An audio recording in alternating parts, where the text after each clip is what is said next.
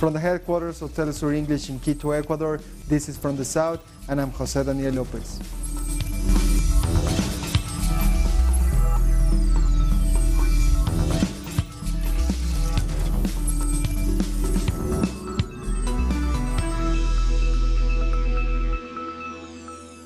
We begin in Brazil, where the death toll following a burst at a mining complex, which took place on Friday, has reached 58. 300 people are still missing. The site is owned by the Brazilian mining company Vale. Nearly 200 people have been rescued near the Brumadinho site in the state of Minas Gerais, but hopes of finding more survivors are fading.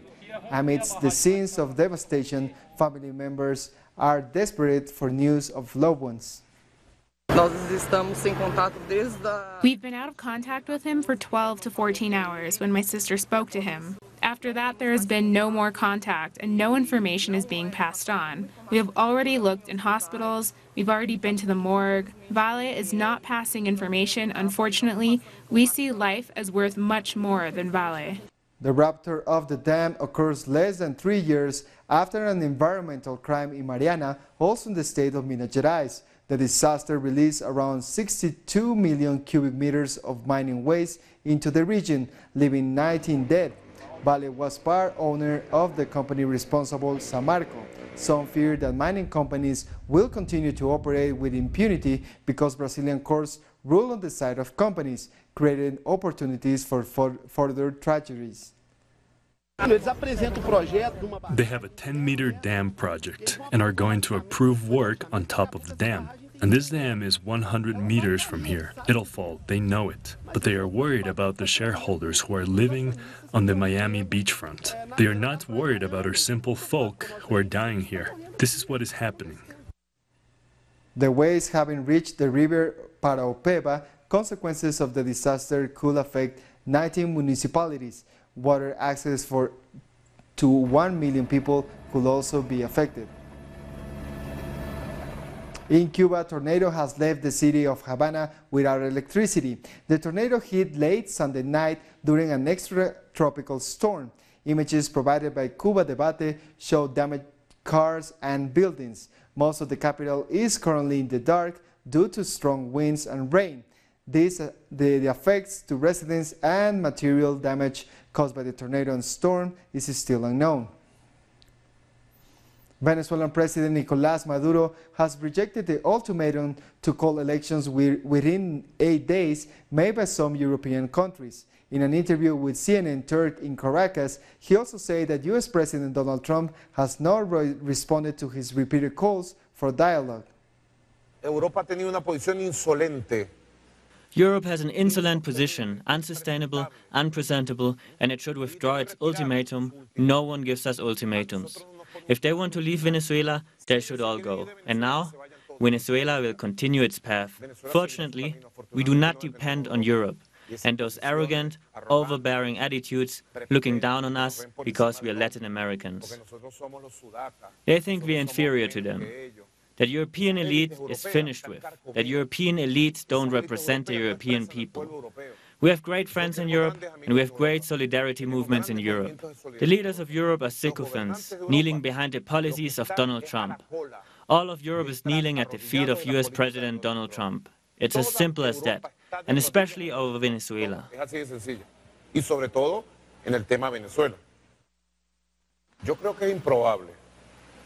think it's implorable, though not impossible. I've sent many messages to Mr. Trump, but I think he's drowning in domestic problems, and I think that he looks down on us. He looks down on all of Latin America and the Caribbean. I think he looks down on the world. He thinks the world is inferior to the United States. On Sunday, President Maduro participated in military drills with the army at the Paracamay fort. Head of the Armed Forces Vladimir Padrino and other senior officials present at his side. He said that troops are ready to defend the country. Venezuela is preparing for its largest ever military exercises to be held on February 10.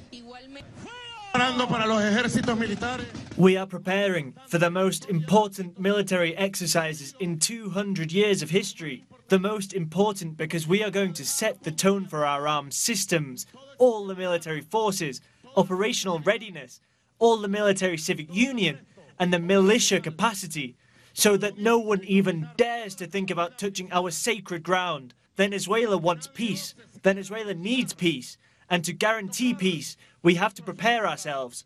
Nobody respects the weak, the cowards, the traitors. Nobody. In this world, the brave and the courageous are respected. Power is respected. And we have to enforce the power of the Venezuelan army with military power. The military power of the nation. The United States Empire attacks our army, our armed forces. From Colombia, they conspire to divide our armed forces, sending thousands of messages on WhatsApp social networks every day so as to try to test morality, hoping for betrayal. Today, I have come to say that our Bolivarian national armed forces are increasingly closer to the people, every day more loyal to the revolution, more loyal to the homeland, more loyal to the Constitution. On Saturday, Venezuelans came out in numbers to support President Maduro outside of the Miraflores Palace in Morning's report. Venezuelans at the rally in Caracas made it very clear that they reject any possibility of violence and support a peaceful resolution through dialogue. We support peace 100%. We are against everything the opposition is doing. They are very disrespectful to our president. They do not need to be a genius to understand that what they are doing is against the Constitution. Venezuelans marched towards the presidential palace. They said the countries that support the opposition are following orders from the United States. We are against the US and other countries interfering in our affairs. As Venezuelan citizens, we know that Venezuela is free and independent. They took the opportunity to send messages to the president Nicolás Maduro. We support the president and we are against terrorists who act violently in our country. We also reject the person who says he is the interim president. Our constitution does not allow that. Waving national flags and chanting patriotically, the people of Caracas say they will keep supporting the Bolivarian Revolution and its leaders.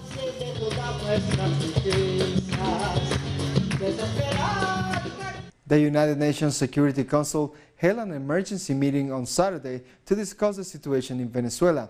Russia, China, and South Africa have thrown their weight behind the Venezuelan president Nicolás Maduro, strongly condemning the attempted power grab by the opposition leader. Of the 15-member Security Council, four voted against the emergency session, 9 agreed to hold the meeting, while 2 member states abstained. Russia and China were at the forefront of the calls against foreign meddling in Venezuela. The Russian Federation cannot support the attempts by our American colleagues to conduct a discussion of the situation in Venezuela. And in fact, introducing in our agenda issues formulated in this way, this is a gross abuse of the prerogatives of the members of the Security Council, especially, in particular, the permanent members. The internal situation in this Latin American country is not an item on the agenda of our council. We don't see any external threats coming from what is taking place in Venezuela. Venezuela does not represent a threat to peace and security. If anything does represent a threat to peace, it is the shameless and aggressive actions of the United States and their allies aimed at the ouster of the legitimately elected president of Venezuela. China supports the efforts made by the Venezuelan government to uphold national sovereignty, independence, and stability. China maintains that all countries should abide by the purposes and principles of the UN Charter, especially the norms governing international relations and the principles of international law, such as non-interference in each other's internal affairs. Following the United Nations Security Council meeting on the political crisis in Venezuela, an outpouring of support from Mexico for the Venezuelan government has taken place.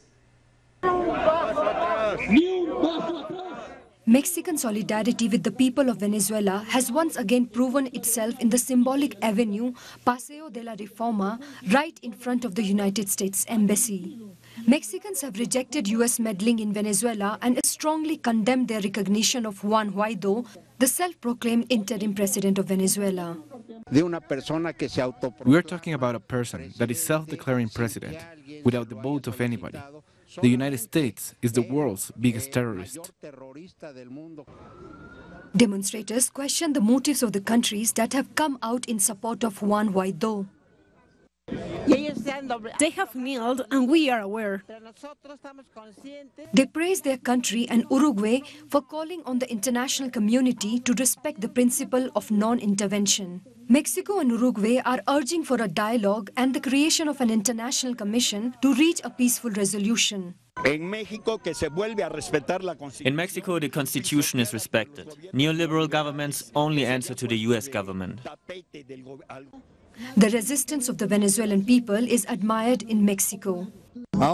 Venezuela still stands despite protest, economic sanctions, and biased media reporting.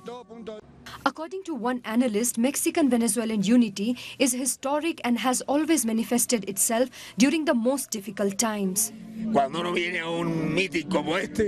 When one comes to a rally like this, one sees how people are aware, and they feel the need to go to the front line in defense of Venezuela, Chavismo, and Bolivarianismo. Since leaving the Lima Group, the government of Mexico has taken a strong stand to respect the right of self-determination of the Venezuelan people as part of the Estrada doctrine that has formed Mexico's foreign policy.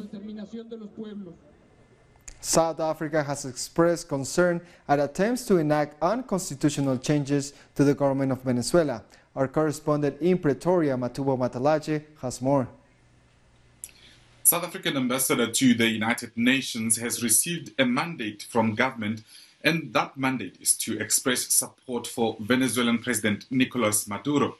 South Africa's position differs with the United States, Canada, and several other South American countries, but South Africa says it is not prepared to support any government that is formed outside an electoral process, and South Africa has been consistent on this matter, including with neighboring Zimbabwe. So the Minister of International Relations here in South Africa, Lindiwe Sisulu, said the country's vote at the United Nations would be reviewed depending on whether there is a humanitarian crisis reported in Venezuela. Now, South Africa's position comes amid weekend reports, or reports that have emerged at the weekend, stating that several European powers have warned Venezuelan President Nicolas Maduro to announce new election, or he must call elections within 8 days, or they will officially recognize the opposition's claim of leadership in that country. So this is surely going to be a story that develops throughout this week. It's back to you. More stories coming up. We'll be back.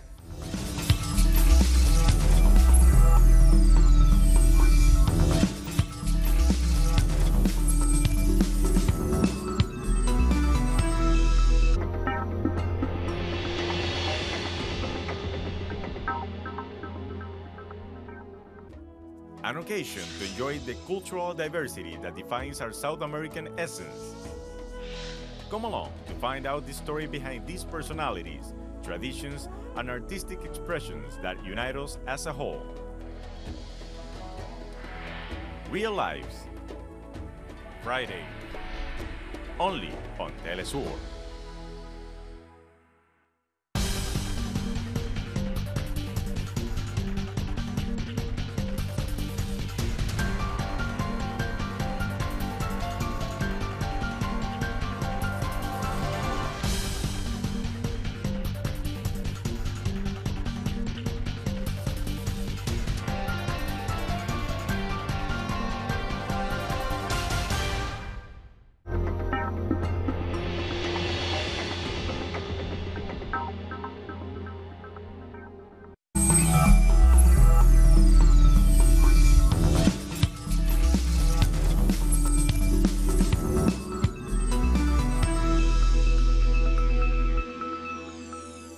Welcome back.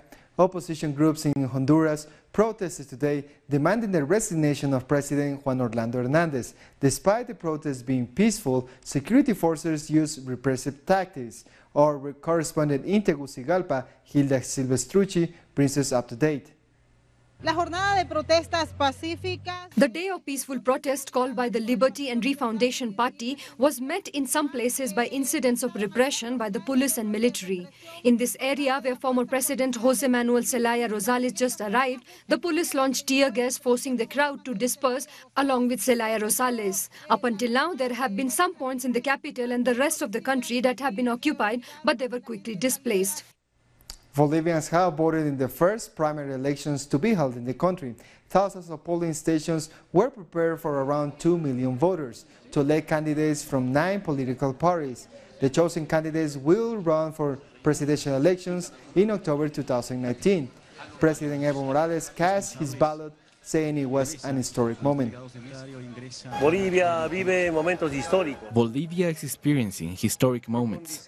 This time, we are expanding not only Bolivian democracy, but the democratization of Bolivia's parties and political movements is starting.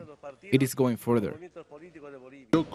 As a member of the MAS party, I'm choosing Evo Morales so that he continues being president, because he is the only one and the best. I am here to support my presidential candidates from MAS, the movement for socialism, to support them more than anything.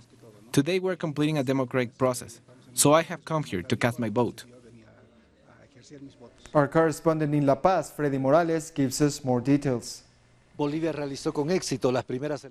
has successfully celebrated its first primary elections, which have allowed political party members to participate in the process of electing their candidates for president and vice president across 9 political parties. After the candidates are chosen, they will participate in the presidential elections in October 2019. The day was calm and supervised by 20 experts in electoral processes, as well as observatory missions sent by the Organization of American States and other international groups. 1,700,000 members of the 9 parties participated in the primary elections. The opposition called on their supporters not to vote, whilst the ruling party and Supreme Court called for members to cast their ballots. The opposition said that these primaries are being held to consolidate Evo Morales for the next presidential elections. They also criticized the fact that each of the 9 political parties only presented 1 candidate. The elections were considered a success due to high participation.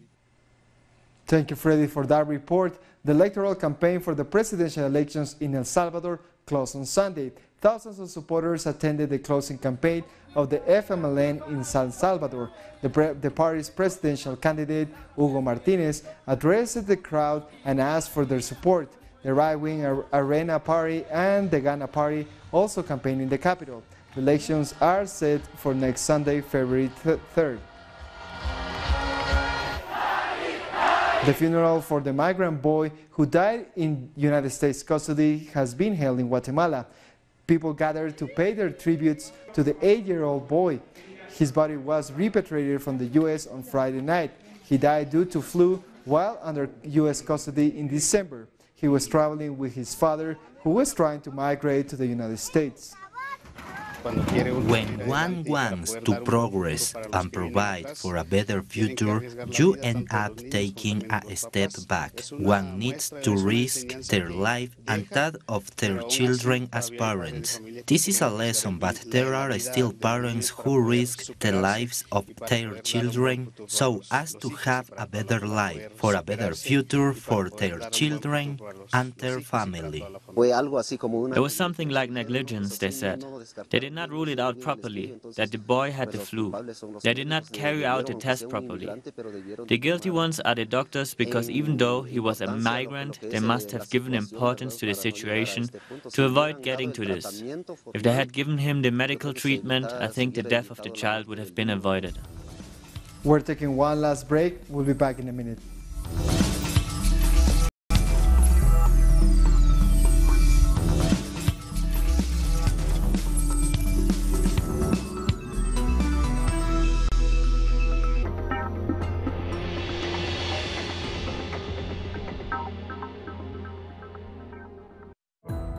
Our actions have an impact on the environment.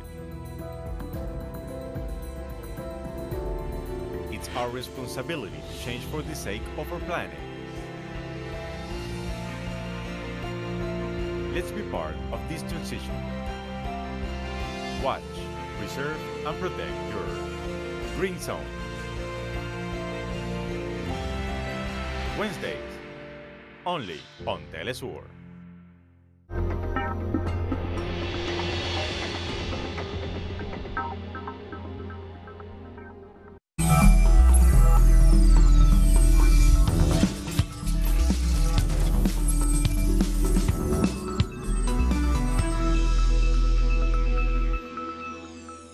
Welcome back. Worldwide protests erupted over the weekend in support of Venezuelan sovereignty. In the Canadian city of Vancouver, demonstrators expressed their support for President Nicolás Maduro. They also condemned foreign intervention in the Latin American country. From Vancouver, Canada, we're calling for no intervention and the self-determination for Venezuela. We are all with Maduro. In solidarity with the democratically elected government of Venezuela, President Nicolás Maduro, as well as renouncing any of Canada's actions against Venezuela, including the coup that is unfolding right now. And we will continue to stand in solidarity with the Venezuelan people. Viva Venezuela! Viva! And on Sunday, Montreal demonstrated in the snow. They marched through downtown chanting Yankee no, Maduro yes. They denounced a coup attempt by Canada, the United States, and the European Union with the support of reactionary governments in the region. An rally was also held in Miami, Florida, outside of the offices of the corporate news network Univision.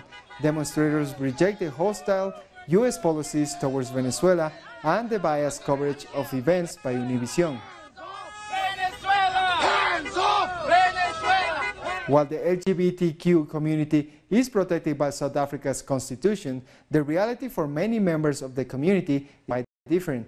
Many LGBTQ South Africans still have hard time finding employment, and they often face exclusion. So my name is Ditsejo. Yes, very lazy parents. My name is my surname. People always think I made a mistake, but it is my name is my surname. And I am a journalist by profession. I am a PhD candidate. And I'm also a transgender woman and activist. And my pronouns are she and her.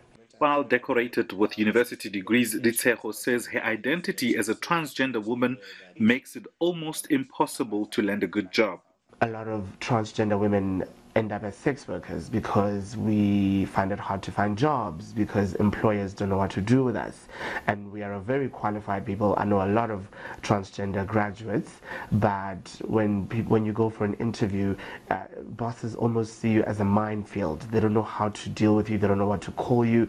They don't know how to step. They walk around eggshells around you. They literally see you as a lawsuit waiting to happen, because they feel like, I know myself, I will say the wrong thing, I will misgender her or use the wrong pronoun, and she'll sue us, you know. She says transgender people are forced to become activists in South Africa because of the ignorance that prevails.